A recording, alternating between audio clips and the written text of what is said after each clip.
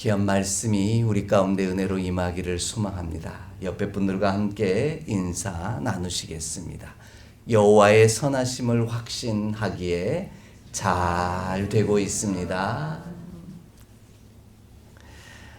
하나님의 약속이 있기에 하나님이 공의하시기에 잘 되고 있는 줄 믿습니다. 우리는 올 한 해 응답받고 응답하는 신앙 공동체라는 주제를 따라 믿음의 거룩한 여정을 은혜로 달려가고 있습니다. 이를 위해서 8월, 9월 2달 동안 주가 일하시네 라고 하는 소주제를 따라 말씀의 은혜를 나누고 있는데요. 주가 일하시는 자는 흑암이 임하기 전에 먼저 기도하는 자를 통해 일하신다라는 사실을 살펴보며 은혜를 나누었고요. 두 번째 주에는 하나님의 얼굴을 구하고 찾는 자를 통해 하나님께서 일하신다라는 사실을 살펴가며 은혜를 나누었습니다. 세 번째 주에는 하나님의 창조주가 되심을 인정하는 자를 통해 하나님께서는 일하신다라는 사실을 살펴가며 말씀의 은혜를 나누었습니다. 오늘도 그 마지막 시간으로 어떤 사람을 통해 하나님께서 일하시는지 우리 함께 살펴가면서 말씀의 은혜를 더해가고자 합니다. 오늘 말씀을 온전히 묵상하기 위해서는요, 그리하면 이라는 이 단어에 대해서 우리가 좀 이해해야만 합니다. 우리가 이야기를 들을 때 그리하면 이라는 이 단어를 듣는 순간 어떤 느낌을 먼저 처음 들으시는지요? 아마도 조건이 먼저 생각날 것이라 여겨집니다. 그래서인지 국어사전도 보면 그리하면이라는 단어를 찾아보면 그렇게 하면이라는 뜻으로 설명하고 있습니다. 내가 이런 조건을 갖추면 이렇게 해주겠다라는 의미로 이해한다라는 말입니다. 마치 서로 은밀한 거래를 하는 것처럼 네가 이렇게 하면 내가 이렇게 들어줄게 라고 하는 이야기처럼 느껴진다라는 겁니다. 그러나 오늘 본문 말씀이 말하고 있는 그리하면이라는 단어는요, 하나님께서 우리와 은밀한 거래를, 뒷거래를 하신다라는 뜻이 아닙니다. 오늘 본문이 이야기하고 있는 이 말씀의 그리하면이라는 말씀은 뒷거래에 관한 이야기기보다는 행동에 우리의 수고와 애씀의 결과로 어떤 은혜가 허락되어지는 것에 관한 집중된 말씀입니다. 이렇게 설명드리는 이유는 그리하면이라는 번역한 오늘 이 본문의 단어를 히브리어 원문 성경은 아즈라는 단어를 사용하고 있기 때문입니다. 아즈라는 이 단어는 지시부사라고 되어 있는데요. 참 뜻이 많습니다. 그때야, 그제야, 그 후에야, 그러므로, 그 때문에 라는 뜻을 가지고 있습니다. 이것은 조건을 말하는 것이 아니라 행위의 결과를 나타내는 단어다. 이렇게 이해를 하셔야 되는 거예요. 그러니까 이렇게 하면 이 조건을 완충하면 내가 이거 들어줄게 라는 조건, 거래, 뒷거래가 아니라 내가 이와 같이 살아가면 나의 삶에는 이러한 약속하신 대로 이러한 열매들이, 결과들이 맺혀질 거다라는 약속의 말씀과 더 가까운 표현이라는 겁니다. 그래서 이 그리하면이라는 단어는 보통 성경의 기록들을 보면, 그리고 우리가 사용하는 말들을 보면은요, 뒤에는 반드시 소망에 관한 이야기들이 붙는 경우가 참 많이 있습니다. 복된 이야기들이 주로 이어져 사용하는 단어가 그리하면이라는 단어라는 말씀입니다. 그리하면이라는 단어에 연결되는 문장은요, 낙심이나 혹은 절망을 이야기하는 단어들이기보다는 소망과 연결된 단어들이 참 많이 있다라는 겁니다. 그런 이유가 여기 있다라는 거죠. 그러므로 우리의 삶도 그리하면이라고 하는 삶을 살아가는 저와 여러분이 되기를 소망합니다. 이 말을 그럼에도 불구하고라는 표현들로도 쓰는 분들이 있겠지만, 오늘 저와 여러분은 그러면 앞부분은 그럼에도 불구하고는 안 좋은 이야기가 앞에 나오잖아요. 그런데 오늘 저와 여러분의 삶이 그리하면의 삶을 살아가는 축복이 있기를 간절히 원합니다. 그리하면 우리가 수고하고 애쓰며 땀 흘리며 살아가는 일들에 아름다운 열매들이, 하나님이 약속하신 열매들이 저와 여러분의 삶 가운데 반드시 열매 맺는 축복의 역사가 저와 여러분의 삶 가운데 반드시 임할 줄 믿습니다. 바로 이렇게 그리하면 우리에게도 아름답고 복된 결과를 낳게 될 것인데, 하나님께서는 그것을 무엇이라고 표현하고 계시냐면 하나님이 기뻐하시는 자라는 결과로 이어질 거다, 이렇게 말씀하고 계십니다.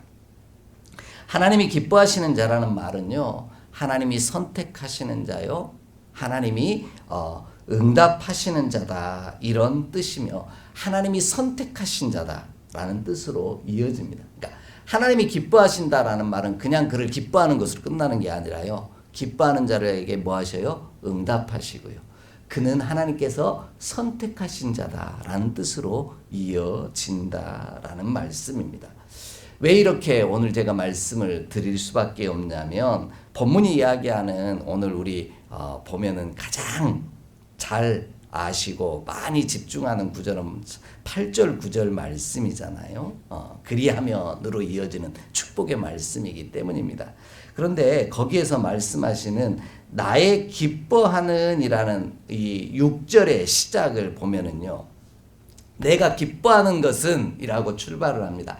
여기서 말하는 기뻐한다라는 단어 자체가 바르라고 하는 히브리어 단어를 쓰고 있어요. 이게 무슨 뜻이냐면 선택하다라는 뜻을 가지고 있습니다. 시험하다, 선택하다라는 뜻을 가지고 있다는 거죠. 그러므로 결국 내가 기뻐한다는 것은 뭐예요?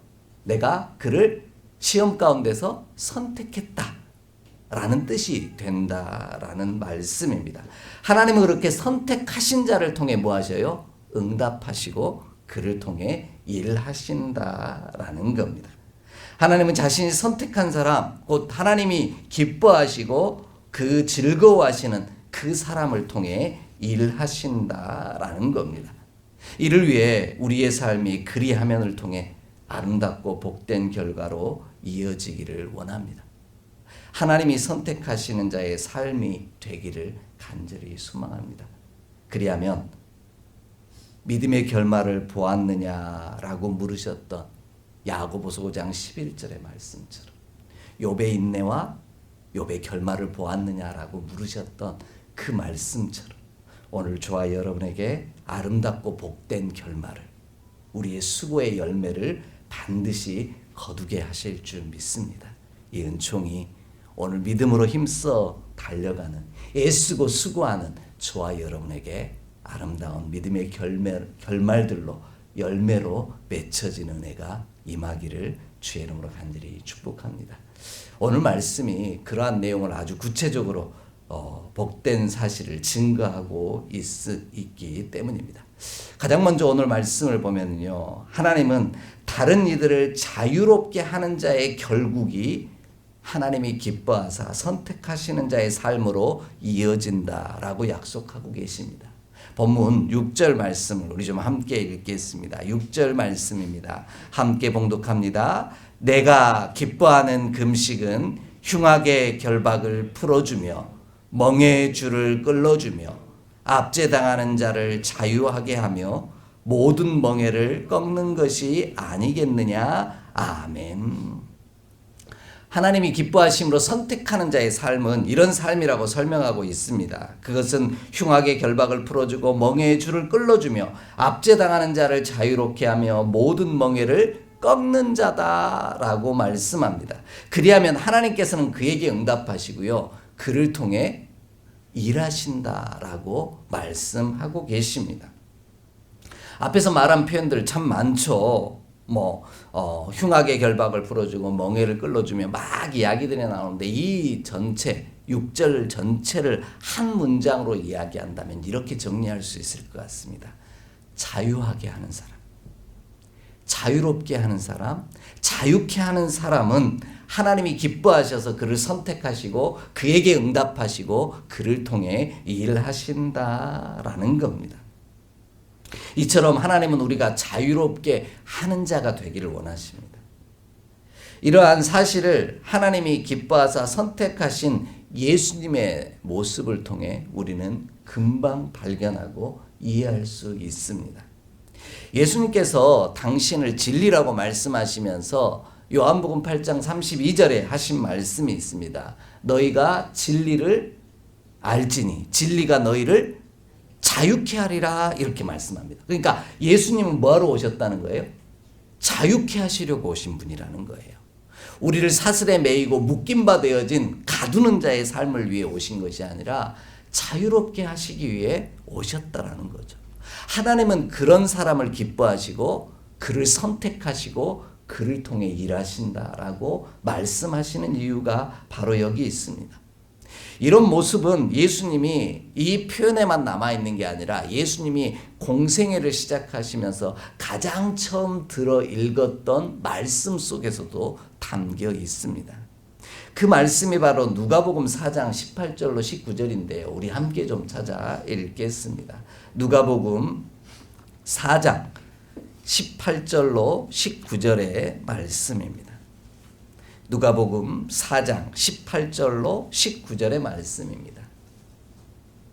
우리 함께 봉독하겠습니다. 누가복음 4장 18절로 19절의 말씀입니다. 함께 봉독합니다. 주의 성령이 내게 임하셨으니 이는 가난한 자에게 복음을 전하게 하시려고 내게 기름을 부으시고 나를 보내사 포로된 자에게 자유를 눈먼 자에게 다시 보게 함을 전파하며 눌린 자를 자유롭게 하고 주의 은혜의 해를 전파하게 하려 하심이라 하였더라. 아멘. 예수님께서 공생애를 시작하시면서 회당에 들어가 먼저 성경을 읽으셨습니다. 그런데 그 성경이 이사야의 책이었죠. 이사야의 책을 펴고 나서 이사야 61장 1절로부터 4절에 나오는 말씀을 인용하셔서 오늘 누가복음 4장 18절에서 19절의 말씀을 그 회당에 있는 모든 사람들에게 전합니다. 그것은 바로 은혜의 해를 전파하는 것인데요. 공생애의 목적이 예수님께서 이 땅에 보내신 목적이 뭐냐? 바로 은혜의 해를 선포하는 것인데 그 은혜의 해는 바로 자유케 하는 일이다. 묶임바 되어진 모든 것들을 자유케 하는 일이다 라고 분명하게 말씀하고 계십니다. 결국 예수님의 사역은 자유하게 하시려고 오셨고 그 일을 이루시는 분이라는 거예요. 이것이 바로 성령이 하시는 역사다라고 말씀하고 계십니다. 그러므로 우리는 자유케 하는 자로 살아야만 합니다. 메인바 되어진 모든 것들을 자유롭게 하는 자로 저와 여러분이 살아가기를 원합니다. 그리하면 하나님이 우리를 기뻐하실 거고요. 우리를 수많은 사람들 가운데서 선택하사 하나님의 일을 위하여 귀하게 쓰임받는 저와 여러분의 발걸음이 되게 하실 줄 믿습니다. 우리를 통해 하나님의 일하시는 놀라운 은총들을 경험하게 되는 역사가 저와 여러분의 삶 가운데 이루어질 줄 확신합니다. 제가 재차 강조하지만요. 예수님은 자유하게 하시려고 오신 분이십니다. 묶임받은 모든 것들을 풀어주시기 위해 오셨습니다. 이것이 예수님의 공생의 주제요. 제자된 우리가 살아가야 할 삶의 주제요. 목적이라는 것입니다. 예수님이 유대인들과 또 제사장들과 사두개인들과 바리새인들과 싸우셨던 이유가 끊임없이 논쟁하셨던 이유가 바로 여기에 있어요. 바리새인, 사두개인, 또 유대인과 제사장들은 무슨 일을 했어요? 율법이라는 이름으로 사람들로부터 이거 하면 안 되고 저것 하면 안 된다라는 묶이고 가두고 자유하지 못하게 만드는 일에 사용되었어요. 그런데 반대로 예수님께서는 그 율법을 파하시고 다 자유하게 하시는 은혜를 선포하신 분이 바로 우리 하나님이시라는 겁니다. 율법이라는 굴레 안에 가두고 묶은 자가 아니라 죽음에서 살아난 나사로를 향하여 풀어놓아 자유하게 하신 분이 바로 예수님이라는 겁니다. 예수님은 요한복음 11장 43절 이하에서 나사로가 죽은 자 가운데서 다시 살아난 이야기가 기록되어 있는데요. 거기서 아주 죽은 자와 살아있는 자의 중요한 특징 한 가지를 우리 가운데 설명하고 계십니다. 나사로야 나오라 하니까 나사로가 어떤 모습으로 나왔을까요? 말씀 기억하시는 것처럼 배로 세마포로 꽁꽁 묶인 채로 나옵니다. 마치 강시처럼 통통 튀어나온 거죠. 그러니까 그 모습을 본 예수님께서 마지막에 하신 말씀이 뭐였는지 혹시 기억하십니까? 풀어놓아 다니게 하라 라는 말씀이에요. 그러니까 죽은 자의 특징은 뭐예요? 배로 꽁꽁 묶여서 자유하지 못하게 만드는 거예요. 우리 부모님들이 소천하시고 주변에서 장례, 입관하시는 예식을 보시는 분들은 분명히 알겠지만 다 옷으로 입히고 꽁꽁 묶습니다. 움직이지 못하도록. 그런데 하나님의 역사는 하나님께서 기뻐하시고 선택하시고 그를 통해 일하시는 자의 역사, 살아있는 자의 삶의 역사는 풀어놓아 다니게 한다라는 거예요. 살아있게 자유롭게 하신다라는 거죠. 여기서 깨닫는 것이 바로 죽은 자와 살아있는 자의 놀라운 특징적 차이라는 겁니다. 군대 간 청년들이 힘들어하는 이유가 바로 여기 있습니다. 예전에 군대 갔다 오신 분들은 요즘 군대를 보면서 요즘 군대 정말 좋지 라고 말씀하시곤 합니다. 너무 편해졌다라고 이야기합니다. 좋은 음식 나오지, 휴대폰 마음대로 사용하지, 받은 월급은 진짜 많지, 막 이렇게 편해졌다라고 좋아졌다라고 얘기합니다. 그런데 한번 청년들에게 물어보십시오. 그 청춘들은 죽겠다라고 말합니다. 왜 그럴까요? 가둬놔서 그래요. 가둬놔서. 자유롭지 못하게 하니까 아무리 좋은 것 먹고 휴대폰 쓰고 자기 마음대로 지내는 것 같지만 가둬놓으니까 묶어놓으니까 죽은 자처럼 힘들어하고 괴로워하는 거예요. 오늘 저와 여러분의 삶이 그런 게 우리는 율법이라는 이름으로 복음이라는 이름으로 다른 사람들을 결박하고 묶고 자유롭지 못하게 만드는 자가 아니라 하나님의 이름으로 복음의 이름으로 예수 그리스도의 이름으로 우리의 사랑하는 이들을 풀어놓아 자유케 하는 저와 여러분의 삶이 되기를 간절히 소망합니다. 그리하면 하나님께서 우리를 기뻐하실 거고요. 예수님처럼 귀하게 사용하시는 은혜의 역사가 저와 여러분 가운데 임할 줄 믿습니다. 그러므로 우리는 어떤 순간 어떤 자리에 있다 할지라도 복음의 이름으로 예수 그리스도의 이름으로 묶이고 매인바 되게 만드는 자가 아니라 풀어놓아 자유케 하는 사람, 끊어내고 잘라냄으로 말미암아 풀어주는 사람이 되기를 소망합니다. 그리하면 반드시 하나님께서 우리를 기뻐하사 우리를 통해 일하시는 놀라운 축복의 역사가 저와 여러분의 삶 가운데 반드시 임할 줄 믿습니다. 이 은혜가 예배하는 저와 여러분의 삶 가운데 자유함으로 온전히 하나님의 선택하심으로 임하는 역사가 저와 여러분의 삶에 임하기를 축복합니다. 두 번째로요. 하나님은 다른 이들을 위로하고 돕는 자의 결국이 하나님이 기뻐하사 선택하시는 자의 삶으로 이어진다라고 약속하십니다. 오늘 본문 7절 말씀을 함께 읽겠습니다. 7절 말씀입니다. 함께 읽습니다. 또 줄인 자에게 내 양식을 나누어 주며 유리하는 빈민을 집에 들이며 헐벗은 자를 보면 입히며 또 내 고륙을 피하여 스스로 숨지 아니하는 것이 아니겠느냐. 아멘. 하나님이 기뻐하심으로 선택하시는 자의 삶은요, 줄인 자에게 양식을 나누어 주며 유리하는 빈민을 집에 들이며 헐벗은 자를 보면 입히는 자라고 말씀합니다. 그리하면 하나님께서 그를 기뻐하사 그를 선택하심으로 그를 통해 일하신다라는 것이죠. 앞에서 표현했던 것처럼 오늘 이 7절 전체도 한 문장으로 정리한다면 위로하고 돕는 자라고 설명할 수 있습니다. 하나님은 위로하고 돕는 자를 통해 기뻐하시고 그를 선택하사 그를 통해 일하신다라고 말씀하고 있는 거죠. 왜냐하면 하나님은 우리가 위로하고 돕는 자를 도우시는 분이시기 때문이라는 겁니다. 예수님께서 우리를 도우시려고 찾아오셨고요. 성령님을 보내심을 통하여서 우리를 도우시는 이유도 바로 여기에 있다라는 겁니다. 예수님은 위로자요 돕는 자로 우리 곁에 오셨습니다. 그리고 위로자요 돕는 자로 사셨습니다.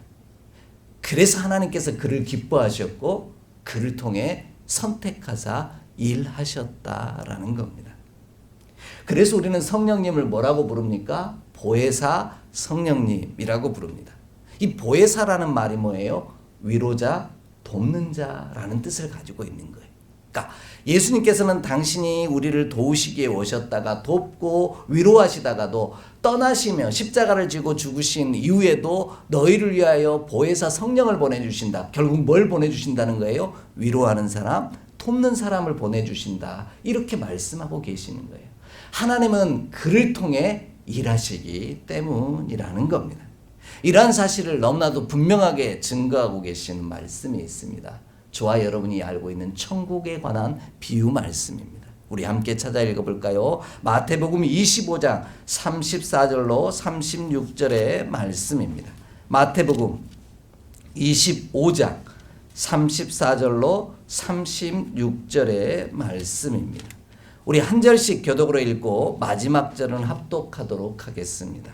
34절로 36절입니다. 한 절씩 교독으로 읽고 마지막 절은 합독합니다. 그때 임금이 그 오른편에 있는 자들에게 이르시되 내 아버지께 복 받을 자들이여 나와 창세로부터 너희를 위하여 예비된 나라를 상속받으라.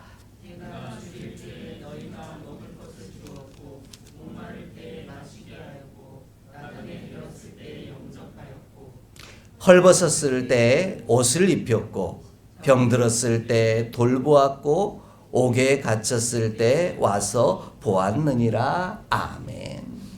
예수님께서 천국 마지막 때에 관해 설명하시면서 이렇게 이야기합니다. 양과 염소를 오른쪽과 왼쪽에 구분하실 때인데 오른쪽에 있는 양들은 복받을 자인데 무슨 복을 받아 누리냐? 바로 하나님의 예비된 나라를 상속받는다라고 이야기합니다. 그 사람들이 어떤 사람이냐? 바로 35절로 36절에 나온 사람들인데 그들의 특징은 뭐냐면 위로하고 그들의 필요를 돕는 자였다는 거예요. 그러니까 이 사람이 묻죠. 아니 제가 언제 그랬습니까? 라고 얘기하니까 지극히 작은 자에게 한 것이 곧 내게 한 것이다. 이렇게 말씀하셨습니다. 그러면 우리는 또 여기에 꽂혀요. 지극히 작은 자가 그러면 누굽니까? 이 말씀에 우리는 꽂힙니다. 여기에는 논쟁거리가 있거든요. 누가 작은지 큰지. 그런데 예수님의 관심은 누가 지극히 작은 자인지는 별로 관심이 없으셨다는 거예요. 오늘 내 곁에 있는 이들을 보았을 때 그들이 위로가 필요하고 도움이 필요하다면 그들을 위로하는 자가 되고 돕는 자가 되라는 거예요. 그럴 때 너희는 하나님이 기뻐하시는 자가 될 것이고 하나님이 선택하사 오른편에 두심으로 양이 되게 하심으로 예비된 나라를 상속받게 할 것이다. 이렇게 분명하게 말씀하고 있습니다.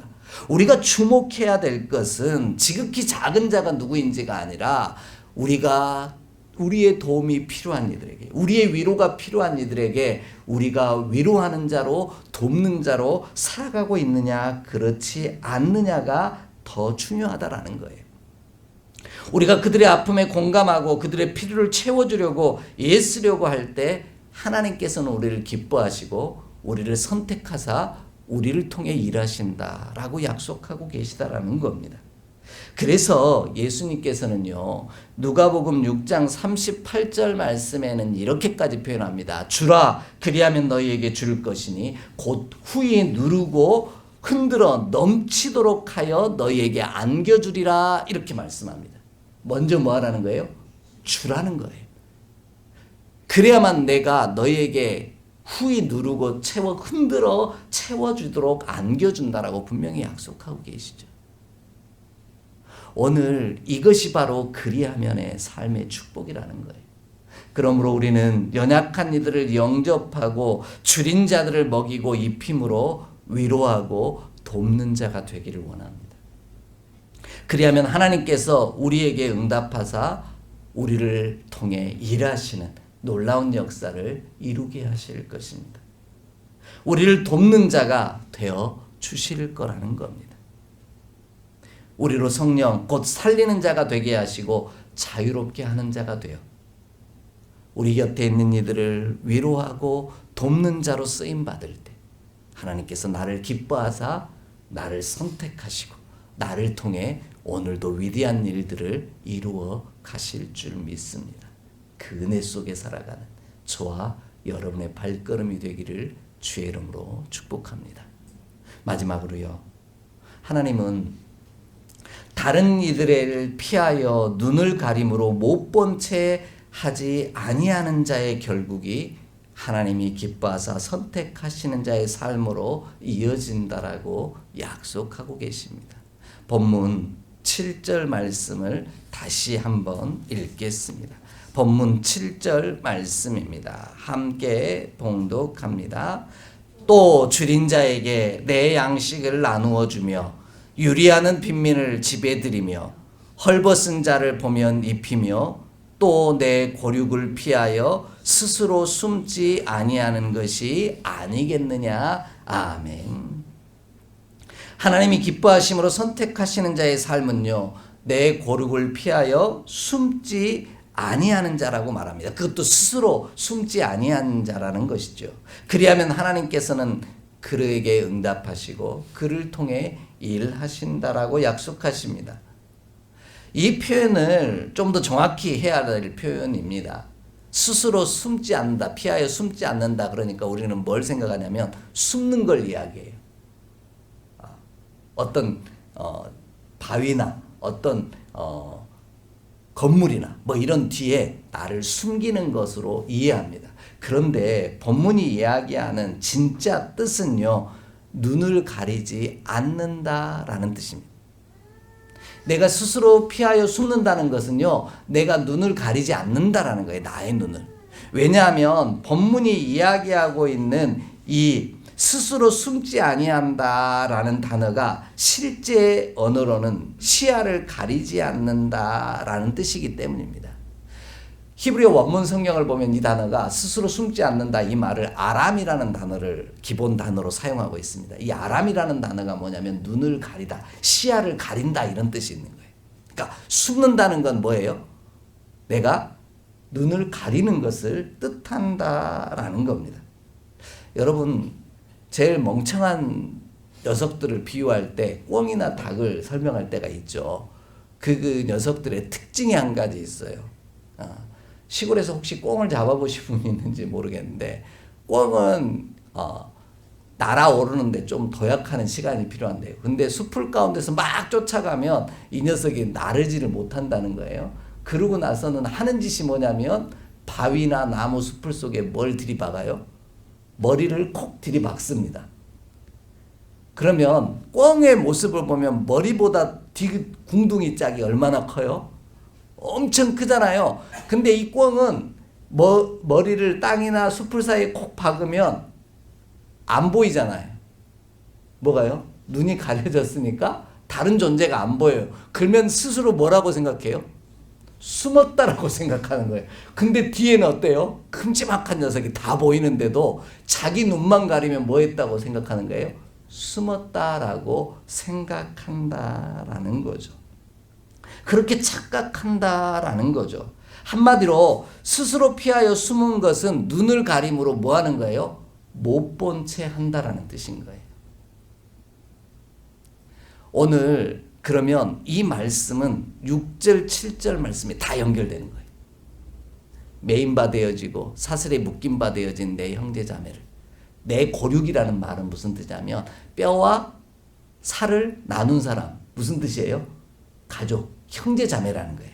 형제 자매가 묶인 바 되어지고 사슬에 결박당한 모습을 보고도 못 본 채 눈을 가리거나 헐벗고 굶주리고 먹을 것이 없고 유리하는 사람을 보고도 눈을 가림으로 그를 위로하거나 돕지 않는 사람, 아니 반대로 돕는 사람은 이와 같은 복을 누리게 되어진다라고 우리 하나님께서 말씀하고 있는 것입니다. 도움이 필요하고 위로가 필요한 곳에 우리의 눈을 가림으로 못 본 채 하지 아니할 때 하나님께서 그를 통해 기뻐하사 일하신다라고 말씀하시는 거죠.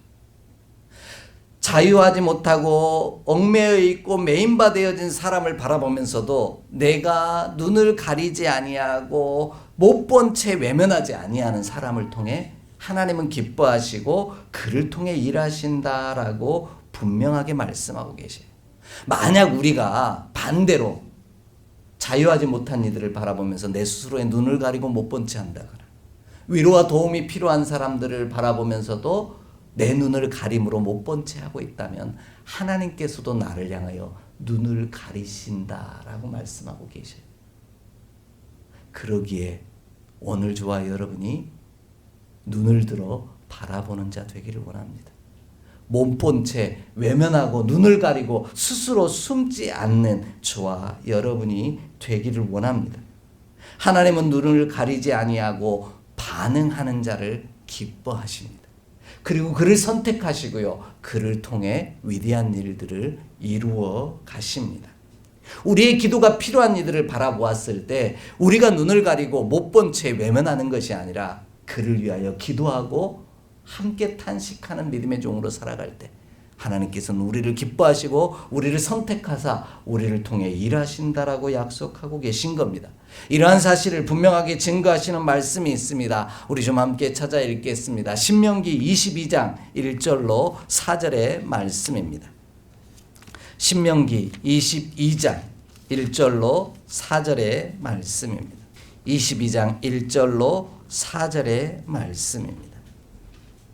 신명기 22장 1절로 4절 한 절씩 교독으로 읽습니다.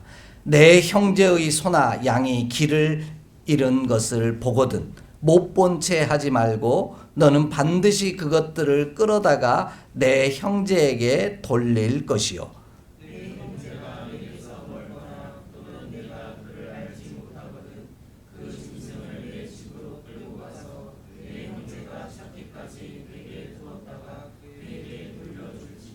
낙이라도 그리하고 의복이라도 그리하고 형제가 잃어버린 어떤 것이든지 내가 얻거든 다 그리하고 못 본 채 하지 말 것이며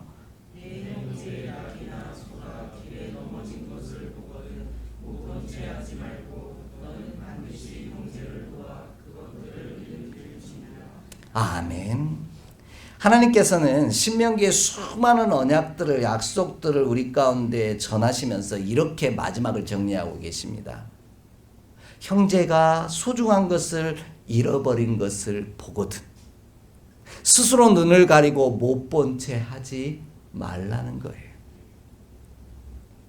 비록 지금 상황이 그 형제 자매와 내가 너무 멀어서 이거를 되돌려 줄 수 없고 돕고 위로할 수 없고 자유하도록 돕지 못하는 형편이 되었다면 조금 시간이 오래 걸리더라도 어떻게든 그를 위로하고 도우며 자유하게 하는 자가 되라고 분명하게 이야기하고 있습니다. 그리하는 자를 하나님께서는 기뻐하시고 그를 선택하사 그를 통해 위대한 일을 이루어 가신다라는 거예요. 하나님이 말씀하시는 진짜 위험한 것은 못 본 것이 아니라 못 본 척하는 것이 문제라고 말씀하고 계시는 거죠. 그런데 우리는 그럴 때 많잖아요. 뭐 잘못한 게 있어요. 그래서 너 그때 왜 그랬어? 라고 물으면 우리 대부분 하는 말이 첫 번째가 뭡니까? 못 봤는데요. 이렇게 이야기할 때가 많다는 거예요. 근데 진짜 못 본 겁니까? 아니요. 눈을 가리고 못 본 채 할 때가 너무 많이 있더라는 겁니다. 어떻게든 위기를 모면하고 피해가고 싶어서 그렇게 행동한다라는 겁니다. 하지만 하나님은 보고도 못 본 채 하는 사람이 아니라 봤으면 본 것에 반응하는 자를 기뻐하시고 그를 선택하사 그를 통해 응답하심으로 일하신다라는 겁니다. 하나님은 불의한 것을 보았다며 못 본 채 하는 것이 아니라 불의한 것을 대적함으로 반응하는 일을 통해 일하시고요.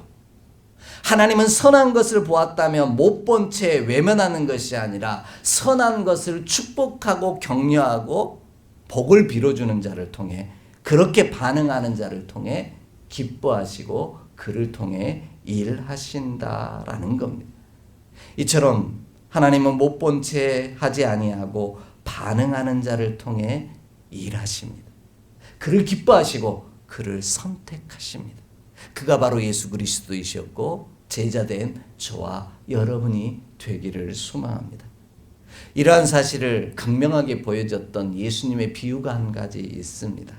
그게 뭐냐면 누가복음 10장에 나오는 강도 만난 자에 관한 비유입니다. 우리는 선한 사마리아인의 비유로 알고 있는 말씀인데요. 길을 걷던 사람이 강도를 만나게 돼요. 그래서 겁안 죽게 되어 어떻게 했어요? 길에 쓰러져 있었죠. 그 모습을 지나가던 제사장과 레위인이 보았습니다.